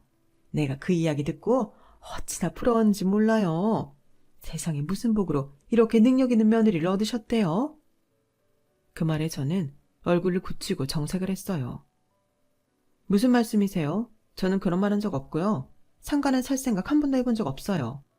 아니, 김 여사님 말로는 2달 전부터 상가 알아보고 계시다고 했다던데 며느리하고 얘기가 안 됐던 거였어요. 사장이 의아한 표정으로 시어머니한테 물어보더라고요. 2달 전이면 저희 아빠가 생사를 헤매고 있을 때인데 그때 벌써 제가 받을 유산으로 자기네 상가 매입을 할 생각을 하고 있었다니 정말 속에서부터 분노가 끓어올랐어요. 시어머니는 제 속도 모르고 저를 달래듯이 말했어요. 예, 그 상가 5억이면 산다. 그 자리가 완전 노른자야, 노른자. 그냥 새가 들어오는 데라고. 네가 받은 돈에서 별로 안 되는데 그 돈 못 쓰니? 아니, 얘가 진짜 돈이 많거든요. 이 정도 상가는 얘한테 아무 문제도 아니에요. 아, 내가 진짜 친구한테 일찍 말해두기를 너무 잘했네. 이렇게 딱 제때 매물이 나왔으니 말이에요. 그럼 며느리께서 오늘 계약금 넣어주고 가시는 거죠? 라며 부동산 사장이 제 얼굴을 쳐다봤어요. 저는 부동산 사장과 시어머니를 보며 단호하게 말했어요. 저 상가 사고 싶으면 어머니가 사세요. 어머니 돈으로요. 집 전세를 빼든 어디서 빌리든 해서 사시라고요. 제 말에 시어머니는 표정이 싹 변했고 부동산 사장은 눈치만 봤어요. 혹시 오늘 계약 못하셔도 제가 며칠은 기다릴 수 있으니까 며느리하고 상의하시고 다시 오셔도 돼요. 부동산 사장은 그렇게 말했지만 저는 뒤도 안 돌아보고 그 자리를 박차고 나왔어요. 시어머니는 놀라서 저를 쫓아왔지만 저는 혼자 차를 타고 와버렸어요. 정말 너무 화가 나서 손이 덜덜 떨릴 지경이었죠. 하지만 시어머니는 제 뒤를 이어 곧장 집에 찾아와서 난리를 쳤어요. 너 어떻게 남 앞에서 내 위신을 그런 식으로 깎아먹니? 나를 그렇게 망신줘도 되는 거야? 내가 네 시어머니야. 어디 시어머니한테 며느리가 남 앞에서 창피를 당하게 만들어. 됐으니까 상가 살 돈이나 내놓거라. 우리는 어차피 한 배를 타고 가는 가족이야. 그 상가 나중에 결국 다시 너한테 다 돌아간다. 나한테 다른 자식이 있는 것도 아니고 명우 하나인데 너는 내 깊은 속도 모르고 어떻게 그렇게 무안을 줄 수 있어? 그건 어머니 생각이고요. 저는 상가를 살 마음이 전혀 없어요. 게다가 저희 아빠 어떻게 될지 모를 때 상가 알아보고 계셨다니 저야말로 배신감에 어쩔 줄 모르겠네요. 제가 그렇게 말하자 시어머니는 뜨끔한 표정을 지었지만 끝까지 뻔뻔하게 이렇게 말하더라고요. 내일까지 다시 생각해봐라. 그때는 부동산 사장 앞에서 실례 많았다고 정중히 사죄도 드리고. 시어머니가 가고 얼마 안 돼서 남편이 왔고 남편도 저한테 똑같은 소리를 하더라고요. 정혜 너 오늘 부동산에서 엄마 곤란하게 했다며? 너는 진짜 왜 그러냐? 그런 자리에서 어머니 체면을 구겨놓으면 어떡해.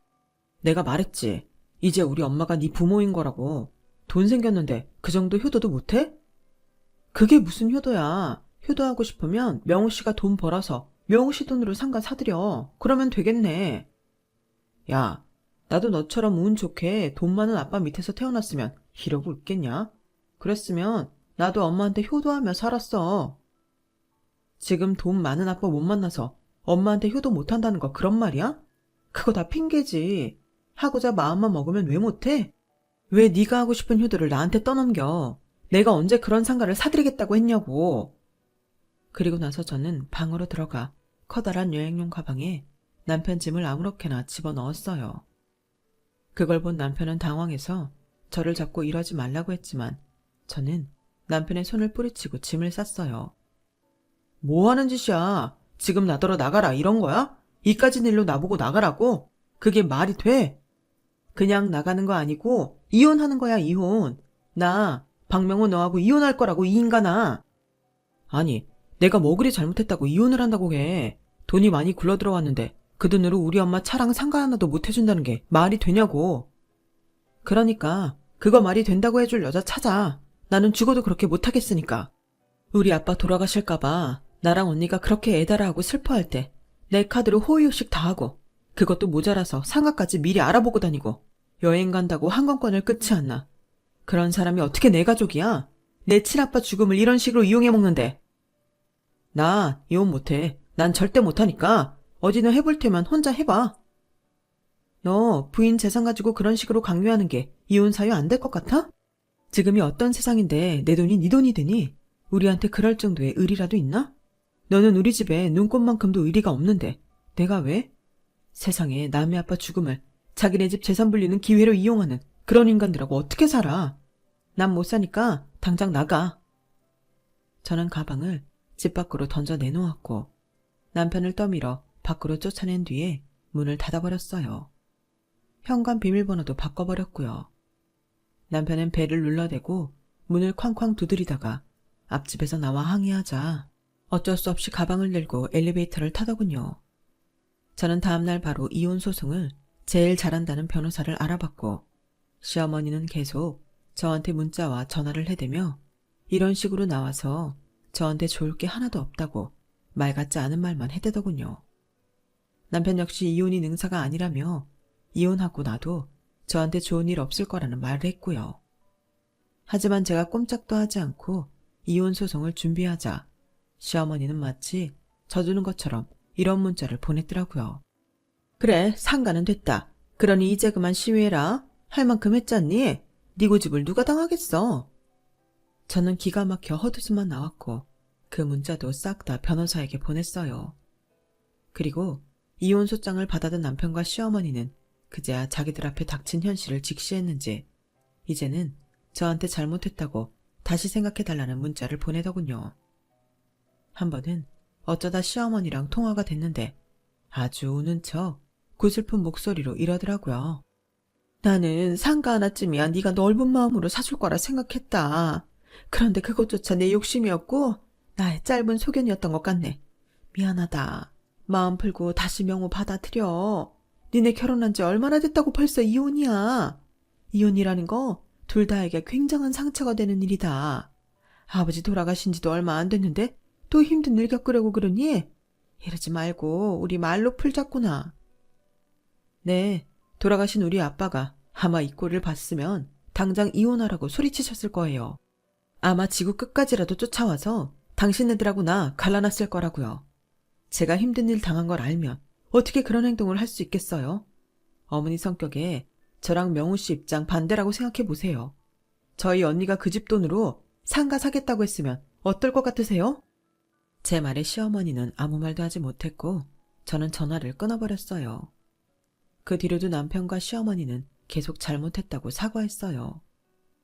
성희야, 내 말에 그렇게까지 상심한 줄 정말 몰랐어. 우리 그동안 사귄 시간이 얼만데 이렇게 끝나. 이건 아니지. 한 번만 다시 생각해봐. 제발 부탁이야. 네가 이러는 건 내가 정말 좋아서가 아니고 우리 아빠 돈 때문이지. 넌 나한테 다 들켰어. 그러니까 이제 그만 질척거려. 6개월 후 저는 이혼 소송에서 이겼고 저와 남편은 완전히 갈라지게 되었어요. 정말 짧은 결혼 생활이었지만 남편과 시어머니가 저를 정신적으로 힘들게 한 것 때문에 위자료도 받았죠. 저한테 돈 물어주고 미치려고 하더니 웬만하면 전화했을 텐데 지금까지 연락 한 번 없네요. 잘못 연락했다가 또 그걸로 벌금을 물거나 돈 들어갈 일이 생길까봐 벌벌 떠는 게 눈에 선하네요. 제가 이혼 결심을 하지 않았다면 저는 계속 두 사람의 돈 내놓으라는 등살에 시달렸을 거예요. 제가 사람을 잘못 보고 결혼까지 감행했으니 이혼녀가 된 것도 제가 책임져야 할 제 인생이고요. 그럼 제 사연 들어주신 분들 모두 감사드리고 행복하시길 바랄게요. 여러분, 사연 댓글에 응원과 현명한 조언 부탁드려요. 좋아요와 구독은 저에게 큰 힘이 됩니다. 오늘도 좋은 일 가득하세요.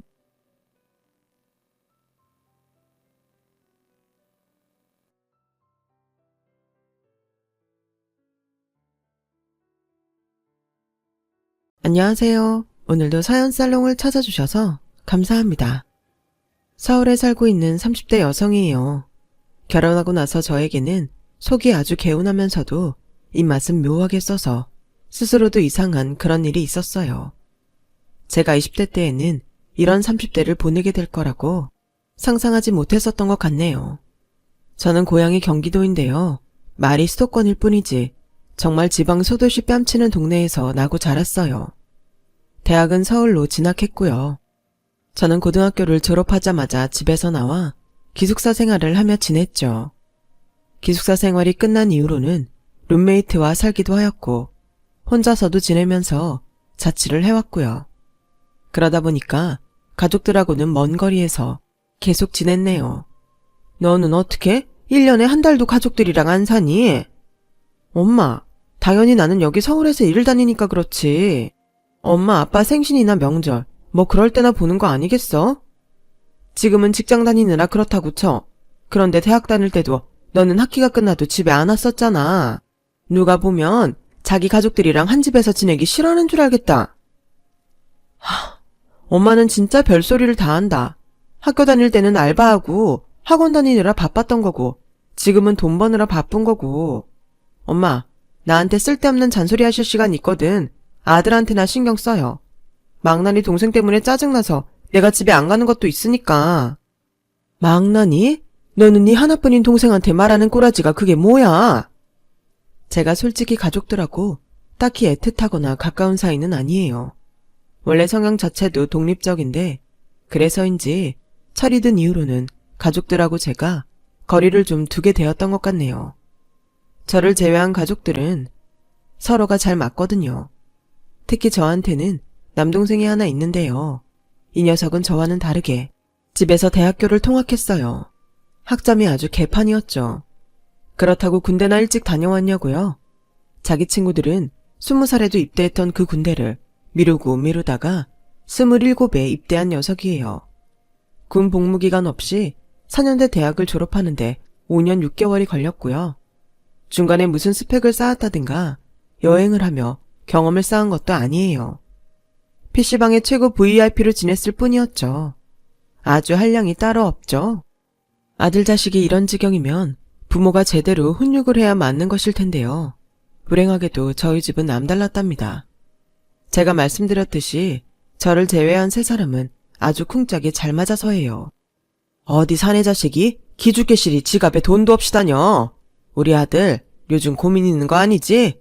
아빠가 용돈 줄 테니까 친구들이랑 맛있는 거 먹고 기운 좀 차리고.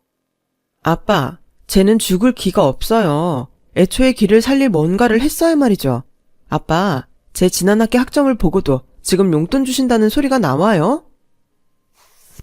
너는 누나가 돼서 먼저 동생을 챙겨주지는 못할 망정 꼭 이렇게 내가 나서서 네 동생을 돌봐주게 만들어야겠냐?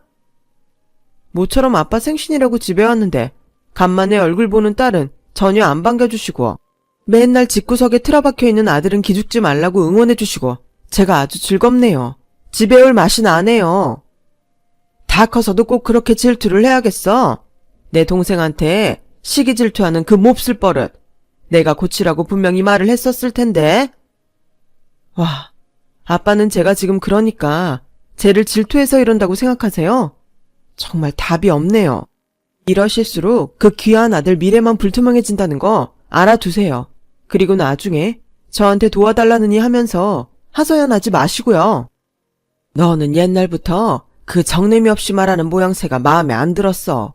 딸 자식이라고 있는 게 어쩜 애교 하나 부릴 줄 모르고 입 바른 말만 하고 싶어서 안달이 나 있지. 네 동생을 질투하는 것만 내려놔도 너는 인격적으로 성숙해질 거다. 이 아빠 조언 새겨들어라. 저는 학창시절부터 자잘한 사고 한 번을 친 적 없는 딸이었고 반면에 남동생은 만년 사고 뭉치였으나 부모님께서는 늘 제가 아닌 남동생의 손을 들어주셨어요. 그 부당함에 저는 항의해왔고 그 결과 집안에서 질투쟁이로 전락해버렸던 거예요.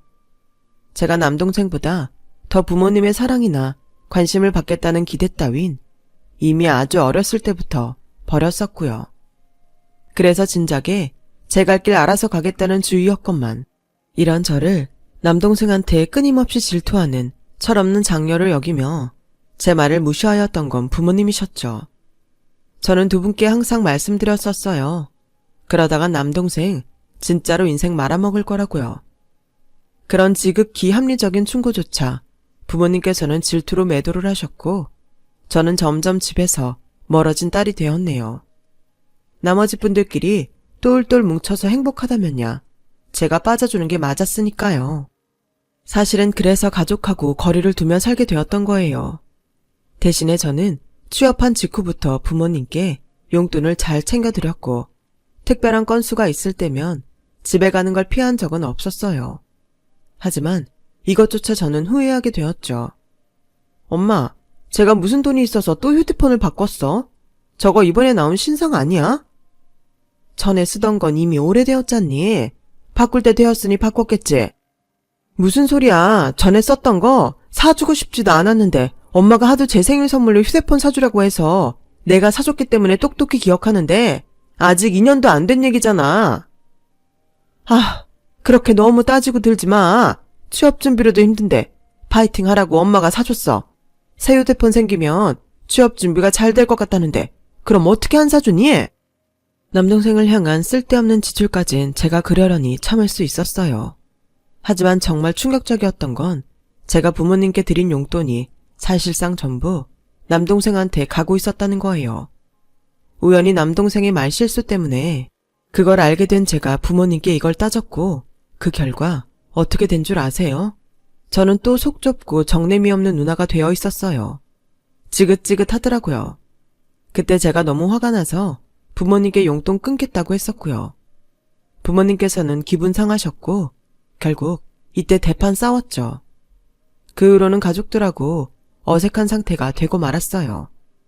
새삼 슬프거나 외롭지는 않았네요. 저는 원래 자립심 강한 성격이고 개인 플레이를 더 좋아했으니까요. 그러면서도 아주 솔직히 말을 해보자면요.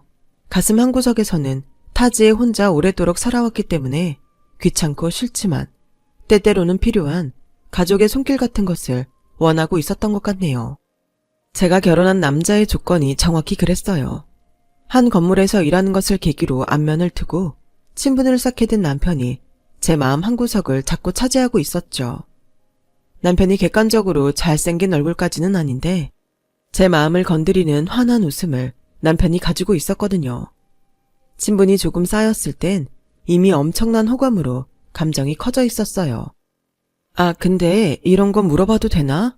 혹시 여자친구 있으세요? 솔로 된 지 나름 오래됐어요. 입사하고 나서 정신 없었을 때 헤어졌거든요. 아우, 저런, 그러셨구나. 정말 안타깝네요. 사실 전혀 안타깝지 않았죠. 속으로 옳탈거니 싶었네요.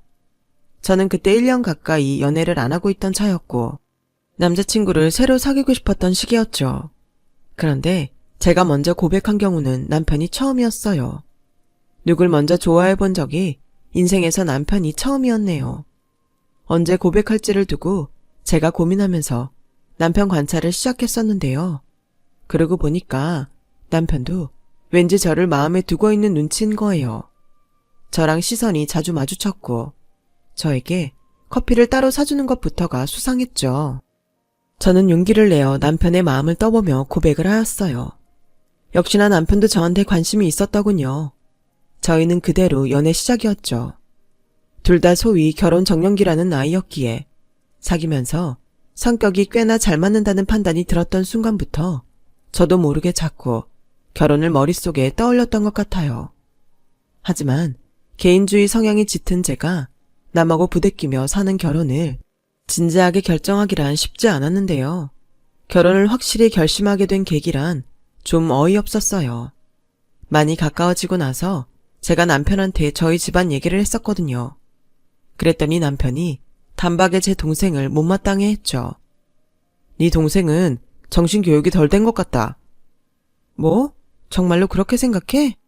아들이니까 집에서 그 정도 특혜를 받은 건 당연하다고 혹시 생각하지는 않고? 나는 어렸을 때 사정이 좀 있어서 고모 댁에서 오래 지냈거든. 초등학교 3학년 때부터 고등학교 1학년 때까지. 고모가 엄하신 분이고 틀릴 말씀은 절대 안 하시는 분이라 내 반항기는 그분 앞에서 맥을 못 쳤지. 네 동생은 나 같은 과정을 겪지 못한 것 같아. 자아가 강하게 성립될 시기에 누군가는 당근을 흔들고 누군가는 채찍을 들어야 하는데 얘기만 들어봐서는 네 동생은 당근만 보면서 자란 것 같네. 채찍이 생략되었으니 지금 그렇게 됐을 수밖에. 남편이 제 이야기만 들어봐도 그 과정이 훤히 그려진다 하였고 그 집에서 겪었을 저의 고충이 상상도 안 된다며 저를 위로해 주었어요. 제가 이때 생각했죠. 아, 이 남자구나. 그래서 그 후로 열심히 돈 관리를 하면서 때를 보다가 청혼했어요. 제가 반지랑 꽃다발을 내밀자 남편이 눈물을 글썽이며 수락을 했었죠. 통상적인 남녀의 모습과는 반대였지만 뭐로 가도 서울만 가도 되는 거잖아요. 제가 리드하는 대로 따라와주는 남편의 모습이 귀여웠던 것 같아요. 결혼 준비는 착착 되었고요. 부모님과 남동생이 자기들 상의 없이 결혼을 결정해서 서운하다며 그런 얘기를 했었지만 그냥 흘려들었네요. 축하한다거나 잘 살라는 말도 없이 무조건 자기들 감정만 앞세우는 화법에 저는 이제 도 같은 상태였죠. 내가 타고난 가족들이 나한테 맞지 않는다면 내가 나에게 맞는 가족을 새로 꾸리겠노라는 포부를 가지고 빈틈없이 결혼 준비를 했어요. 그런데 신혼집은 생각지도 못하게 흘러갔어요. 원래 정해져 있던 셈이더라고요. 시부모님께서 시댁 바로 옆 동네에 지인이 살고 계셨던 신축 빌라를 사두셨던 게 있거든요. 그 집이 위치가 기가 막혀요. 그래서 새놓는 족족 인기가 많았다고 하고요. 저희가 결혼한다면 일단 그 집에서 살림을 차리라는 시부모님의 말씀에 제가 넙죽 감사하다고 인사를 드렸습니다. 이걸 마다하면 그건 미친 짓이었죠. 기대하지 않았던 부분에서 웬 떡인가 싶었네요. 그렇게 저희 부부는 결혼을 하고 그 집에 입주해 살게 되었어요. 너무 행복하게 혼수를 채우면서 들었던 생각인데 시댁이 가까워도 너무 가까운 게 단 한 가지의 흠이었죠. 시부모님과 최적의 거리감을 유지하며 살아야겠다는 결심이 들었어요. 거리는 가깝지만 마음은 멀게 하라는 전략이었달까요? 우선 시부모님은 어떤 분이셨냐면요. 시아버지께서는 무뚝뚝하고 말수가 적은 분이셨어요. 맨 처음 인사드리러 갔을 때도 저한테 다짜고짜 용돈을 주셨었는데 그 후로도 용돈을 잘 주셨어요. 저는 살면서 용돈이라는 걸 받아본 게 초등학교 이후로 처음이었어요. 따로 생기는 돈은 세뱃돈이 전부였고 학교 생활에 들어가는 돈이 아니면 부모님께서는 일체 주지 않으셨거든요. 물론 남동생은 자기 친구들보다도 항상 많은 용돈을 받았지만요. 그런 역사를 지닌 제가 대뜸 시아버지로부터 용돈을 턱턱 받자니 기분이 묘했답니다. 저희 신혼집을 사두신 것도 시아버지셨는데 원래 집안이 부유했대요. 교통사고를 당하신 이후로 금방 일을 그만두셨고 치과 생활을 오래 해오는 중이셨음에도 저한테 용돈을 주실 수 있던 이유가 원래 부자이셨기 때문이었어요. 늘 작은 방에 틀어박혀서 TV를 보셨는데 그 생활을 무척 좋아한다고 그러셨죠. 반면에 시어머니께서는 인상부터가 외향적이셨어요. 그리고 처음 저를 보셨던 때부터 불만 가득한 눈빛을 저에게 쏴대셨죠. 시아버지께서 가타부타 말씀 않고 무조건 결혼 허락을 내려버리시니 차마 반대의 뜻은 표하지 못하고 입술만 옴싹달싹 하시는 모양새였답니다. 결혼하고 채 한 달이 안 됐을 때부터 저는 시어머니의 간섭이 시작되고 있음을 눈치챘어요. 댁에서 시아버지랑 둘이 있으면 재미가 없다고 저희 집에 자꾸 오셔서 저 뭐하고 있는지 구경하셨습니다. 그게 어찌나 신경 쓰이던지요. 그런데 어느 날은 주방 서랍장에서 뭘 자꾸 뒤적거리시더니 대뜸 반찬통 지적을 하셨어요. 우리 아들이 냄새에 원체 예민해서 이렇게 반찬 냄새 잘 남는 통을 쓰면 나중에 뭐라고 그럴 텐데 얇은 유리로 나온 것들로 싹 바꿔야 되겠구나. 아, 정말요? 몰랐어요. 그런 통에는 제가 먹는 것 위주로 담을게요. 그건 당연하고 새로 사기도 해야지. 우리 아들이 앞으로 계속 먹을 음식이 당길 것들인데. 아, 처음부터 잘 샀으면 될 것을 일을 두 번 하게 만드는 스타일이구나. 어른 앞에서 그것도 시어머니께 싸가지 없이 굴고 싶지 않았기에 겉으로는 웃으면서 비위를 맞춰드렸죠. 하지만 속으로는 콧방귀를 뀌고 있었어요. 결혼하고 나서 2달이 지났을 때였죠. 저한테 주말에 같이 쇼핑을 가자면서 계속 미리 말씀을 하시더군요. 왠지 느낌이 싸했어요. 저를 하루 종일 부려먹으실 작정을 하신 눈치였달까요? 그런 촉이 왔으나 분위기나 타이밍이 거절할 수 없는 종류였죠. 그래서 알겠다고 말씀을 드렸고요. 남편한테도 얘기했어요. 어머님이랑 토요일에 쇼핑 간다고요. 그랬더니 자기도 따라 나서는 거예요. 본인이 가겠다는데 말릴 수 없어서 데리고 나갔죠. 차 끌고 저희 집에서 골목 빠져나와서 시댁 쪽으로 가니까 시어머니 단박에 운전석에 남편 앉아있는 걸 보고 표정이 굳으셨어요. 제가 그거 보고 역시 싶었으나 모른 척 해맑게 웃어드렸어요. 아, 어머니 많이 기다리신 건 아니죠? 여기 앞에 타실래요? 제가 뒷좌석으로 갈게요. 아, 아니다. 내가 뒤에 타지 뭐. 그냥 있어라. 차에 올라타신 시어머니의 표정 관리는 전혀 되고 있지 않았어요. 못마땅한 눈치셨는데 결국 한마디 하시더군요. 너는 주말인데 피곤한 내 신랑을 꼭 아침부터 데리고 나왔어야 했니? 점심시간이 다 되어갈 지경이었는데 아침이라뇨. 황당한 와중에 제 변호 안 해주고 운전만 하는 남편이 보였어요. 시어머니는 저를 향해 계속 투덜거리면서 잔소리를 퍼붓고 계셨건만 남편은 모른 척 앞만 보고 운전하더라고요. 참나, 자기 와이프보다 자기 엄마가 우선이라 이거죠. 제가 열불을 참고 그날 마트에서 장을 볼 때였어요. 남편이 과자를 고르니까 시어머니께서 난리를 치셨죠. 감자칩 그거 먹으면 건강 다 망치는 거 아니야? 우리 아들, 딴 거 먹으면 안 될까? 내가 건강 안 좋으신 엄마랑 같아? 나는 팔팔한 아이라서 괜찮아. 남편이 철벽치니까 시어머니 갑자기 저한테 오셔서는 제 옆구리를 팔꿈치로 퍽 찌르시는 거예요.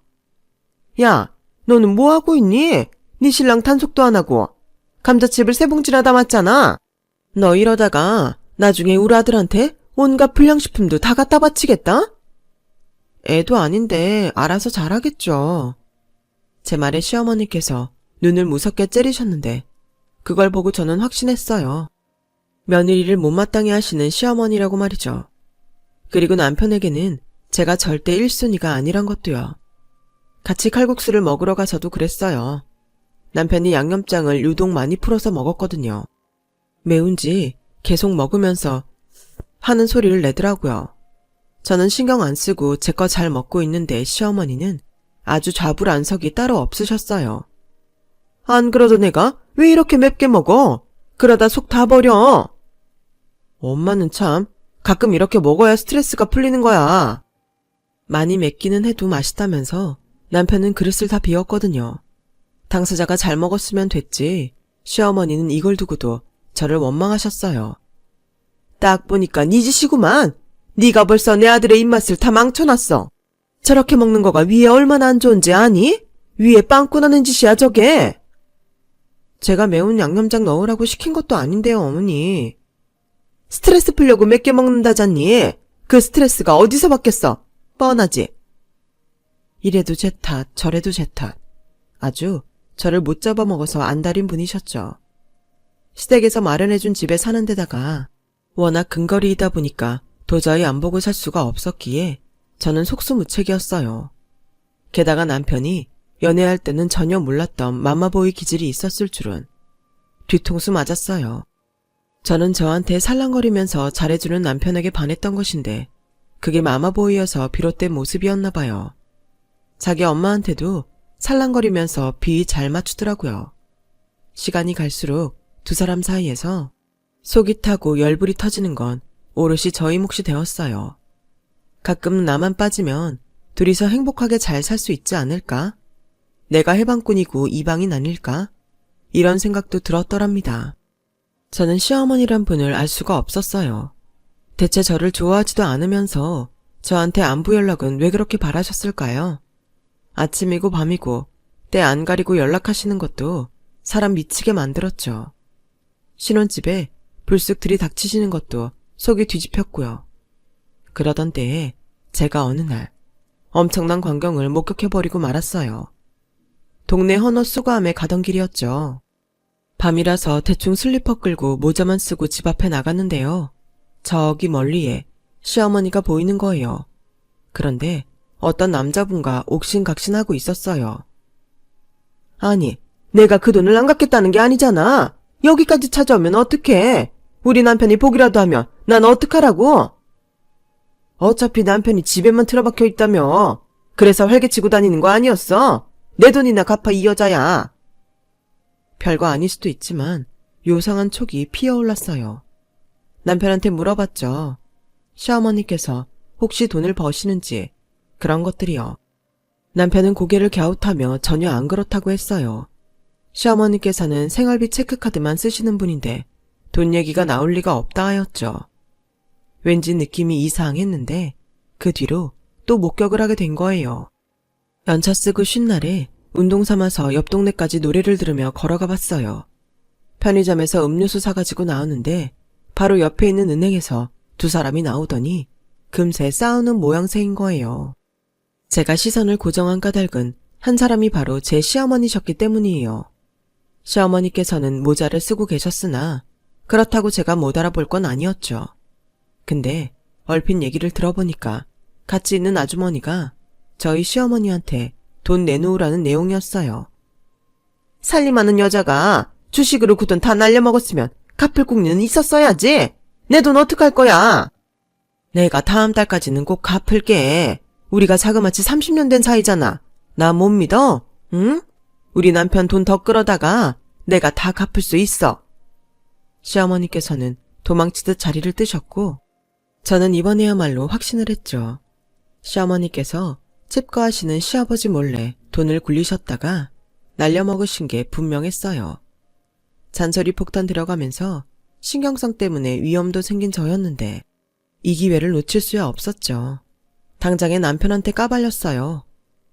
내가 똑똑히 들었다니까. 날려먹은 돈이 한두 푼이 아닌가 봐. 얼른 아버님께 전부 알려드려야지.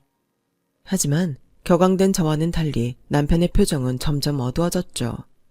그때부터 저는 뭔가 잘못되었단 직감을 받았어요.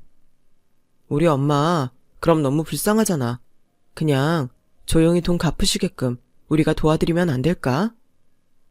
이게 무슨 말도 안 되는 소리인가 싶었어요. 제가 생각한 그림은 이게 아니었건만. 남편이 자기 엄마 안 됐다며 한숨을 푹푹 쉬길래 저는 그만 정이 훅 떨어지고 말았어요. 잘못된 건 바로 잡아야 하잖아. 정 못하겠다면 내가 할게.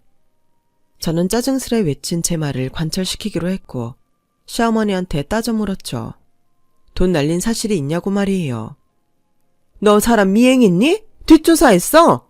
음침한 것. 너같이 속 시커멓고 남의 불행을 바라는 사람은 제대로 망해봐야 되는데.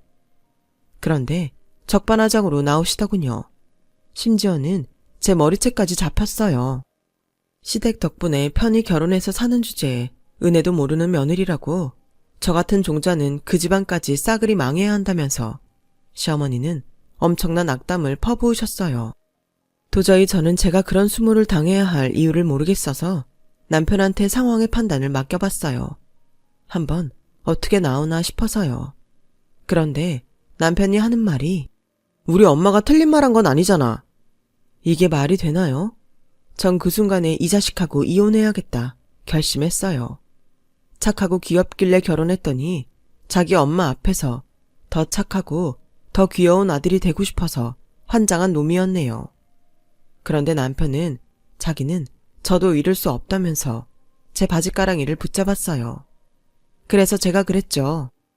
시어머니를 제 앞에서 정식으로 사과시키고 금전 문제 더 이상 안 일으키겠다는 각서를 쓰게 한다면 이혼 안 하겠다고요. 효자이기도 했으나 애처가이기도 했던 남편은 또 고지곳대로 그걸 자기 엄마한테 가서 정말로 전해버렸어요. 그런데 시어머니 성질에 순순히 제 요구를 따랐겠나요? 그럴 리가 없죠. 불 뿜는 괴수처럼 노발대발하면서 저를 찾아오셨어요. 내가 너 처음부터 호락호락해 보이지 않아서 마음에 안 들었다.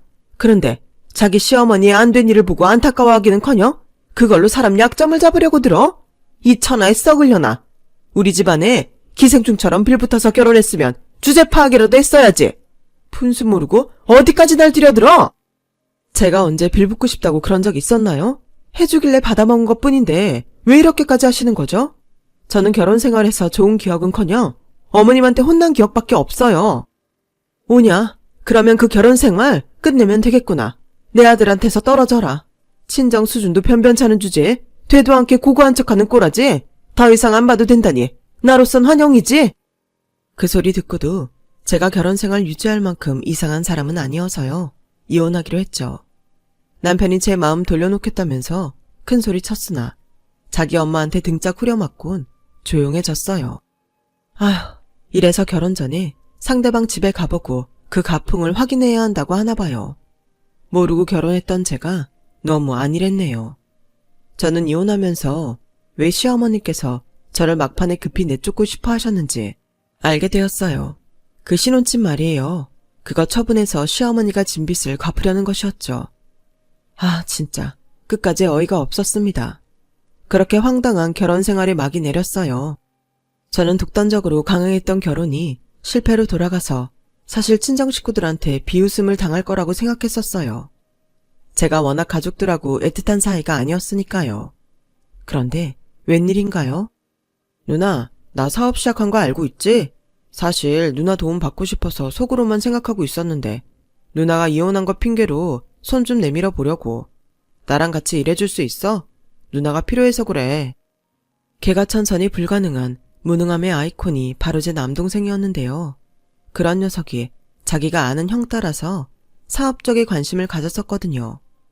여기까지는 저도 알고 있었는데 설마 그 후에 자기 사업을 시작할 줄은 몰랐어요. 시작점에는 부모님의 전폭적인 지원도 있었죠. 원래 아들 사랑이 좀 유별나신 분들이니까요. 해주실 수 있는 모든 지원을 다 해주셨더군요. 과연 그 자리에 제가 있었어도 부모님이 그렇게 해주셨을까? 이런 가정을 해보자 입맛이 씁쓸했었죠. 저는 남동생의 요청을 거절했어요. 대단하진 않아도 안정적인 곳이 저의 직장이었고요. 남동생은 뭣도 없는 놈이 가진 도움 받아서 시작한 사업, 초기에 좀 잘 나간다고 해서 저한테 자랑질을 해보려 우쭐한 것이라고 그렇게 생각했어요.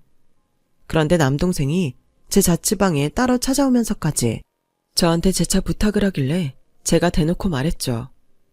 야, 내가 자격증도 많고 사무방면으로 유능한 건 나도 알아. 자뻑이 아니라 객관적인 사실이니까. 그런데 굳이 네가 나를 그 자리에 앉혀야 하는 건 아니잖아? 너는 그냥 으스대고 싶어서 나한테 이러는 거 아니야? 참, 못났다. 그리고 네 사업 더 커지기는 글렀어. 나도 알아. 그 한계가 보여서 지금 누나한테 부탁하는 거잖아. 내 주제에 업계 전문가를 끌어올 능력까지는 안 되고 내가 생각을 해봤는데 나는 진짜로 믿을 만한 사람이 필요해. 내 뒤통수 안 치고 진짜 성공만을 바라보며 같이 나아갈 사람. 그게 왜 나야? 너랑 나 친하니? 안 친해. 근데 우린 가족이잖아. 남동생의 말을 듣자마자 머리에 큰 충격이 오더라고요. 맞아요. 우리는 가족이었어요. 아무리 미워도 어떤 과거가 있어도 혈연이라는 관계는 변할 수 없었죠. 남동생은 자기가 분명 사업적인 머리, 감을 타고난 걸 스스로도 알고 있는데 일을 혼자 하는 게 아니잖아요. 누군가랑 계속 같이 해가야 하는데 벌써 이 과정에서 사람한테 대인 모양이었죠. 제가 생각났고 저한테 도움을 청하고 싶어서 전전긍긍을 해왔다네요. 옛날부터 자기한테 진짜 맞는 말 해주는 사람은 제가 유일했으니까요. 저는 남동생의 제안을 받아들이는 대신 부모님으로부터 제 의도를 곡해하고 무시해왔던 전적을 사과받고 싶다고 했어요. 부모님은 제게 사과하셨어요. 제가 부모님을 잘 알기 때문에 진심이란 걸 알 수 있었죠. 전 남편은 자기 엄마로 하여금 저한테 사과시키는 것에 실패했었는데 남동생은 다르단 것에 웃음이 나왔네요. 저는 남동생과 손을 잡고 사업을 성장시켜 나갔어요. 우여곡절이 많았으나 결국은 눈부신 성공을 거두었죠. 사무실을 강남으로 이전한 지 얼마 안 되었을 때였어요. 새로운 환경에서 더욱 열심히 해보고자 새벽같이 출근을 했는데 청소하는 여사님이 보였어요. 직원들 출근 전에 내부 청소를 하시는 분이었죠. 저는 목례를 하고 지나가려는데 그분이 아는 체를 하는 거예요. 어랍쇼? 네가 여기는 어떻게? 그 목소리가 낯설지 않다는 생각으로 고개를 돌렸더니 전 시어머니였어요. 와, 세상 참 좁구나 싶어서 제가 허허 웃었네요. 그러자 전 시어머니는 저를 위아래로 흘겨봤죠. 아, 여기가 이쪽으로 새로 이사와서 사람도 새로 뽑는다 어쩐다 하더니 면접 보러 왔니? 주제 파악 못하는 건 여전해가지고. 제가 그날 외부 미팅이 있어서 차림새가 유다르긴 했는데 황당한 오해를 하신 모양이었죠. 제가 주제 파악을 못하다뇨? 왜요? 네가 이런 곳에 취업이 될 것 같니? 아서라, 눈치 염치 다 없는 주제에 욕심만 그득그득했던 그 성정 수년이 지나도 여전하구나. 오르지 못할 나무 쳐다보지 말고 그냥 돌아서렴. 신랄하게 떠드시는 전 시어머니한테 어떤 대답을 들려드릴까 고심하던 찰나였어요. 이사님, 오늘도 일찍 오셨네요. 그런데 이쪽에는 무슨 일로? 한 직원의 목소리가 들려온 것이었죠. 전 시어머니는 들고 있던 쓰레기 비닐을 툭 떨어뜨리셨어요. 이사님이라니? 지금 이게 무슨? 저는 싱긋 웃어주었고요. 이쪽 컴퓨터에 뭐 확인해보려고 왔어요. 그런데 청소업체는 계약이 어떻게 되어 있죠? 확인 좀 부탁해요.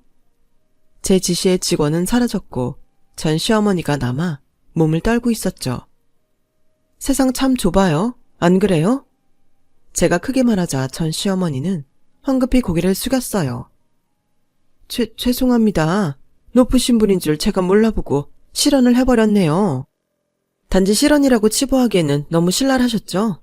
저도 뭐 지난 일 따지고 싶지 않고 그냥 이 건물에서 사라져 주시는 걸로 정리하고 싶은데. 안 됩니다. 저 같은 사람이 다시 일자리 구하려면 얼마나 힘든데요. 한 번만 봐주세요. 제가 눈에 안 띄게 다닐게요. 지난날 정을 봐서라도. 네? 정이요? 무슨 놈의 정이요? 제가 기가 막혀서 물었더니 전 시어머니는 두 손을 모아 빌었어요. 너는 몰라서 그래. 너 이혼 후에 얼마나 많은 일이 있었는지.